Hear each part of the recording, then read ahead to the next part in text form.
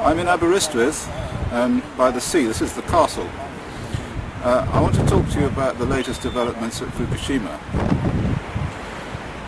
The evidence that's coming out at Fukushima now is that there's an enormous amount of radioactivity spread over a very large area.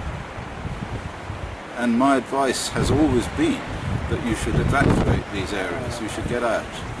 Because although the dose rates, the actual microsieverts per hour, are not very high, and not very much as a dose over a year, the problem is that the higher dose rates signal higher contamination, and this is contaminated by a large number of materials which get inside the body and cause really quite serious health effects, particularly in children. And I'm talking about cesium-137, which gets into heart muscle. I'm talking about strontium-90, which isn't measured, incidentally. Hardly any measurements of strontium-90 have been made. And we're talking about plutonium and uranium, substances which bind to DNA.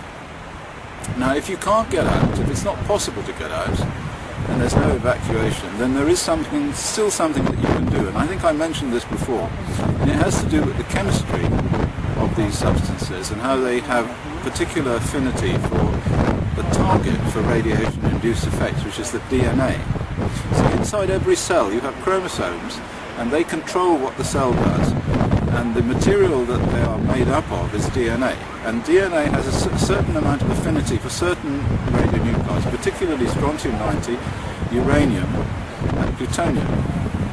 Now, just as you give iodine in order to block the access of radioactive iodine to the thyroid gland, in fact, it's quite reasonable in terms of physical chemistry, standard physical chemistry, nothing peculiar, to give high doses of calcium and magnesium, which would effectively block the access of plutonium and strontium and uranium to the DNA.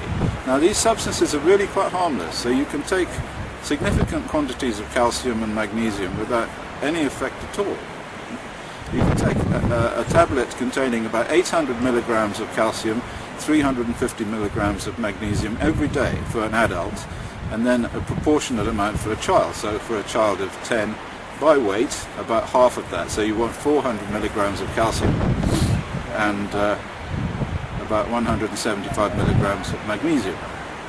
Now, these tablets are being made now, following my suggestion, by a number of companies in Japan and in the United States, and they're being sold on the internet, and this is a good thing generally, but actually you can buy these tablets quite cheaply, calcium and magnesium tablets, in any one of the health food shops that they have nowadays. I mean, in every country of the world you can buy calcium and magnesium supplement tablets.